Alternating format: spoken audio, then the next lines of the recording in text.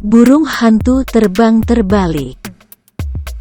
Suatu malam, seekor burung hantu terbang terbalik karena ia tidak tahu arah yang benar.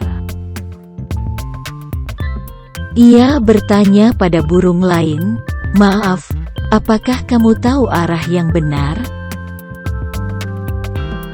Burung itu menjawab, "Tentu saja. Arah yang benar adalah terbang dengan kepala menghadap ke depan, bukan ke belakang."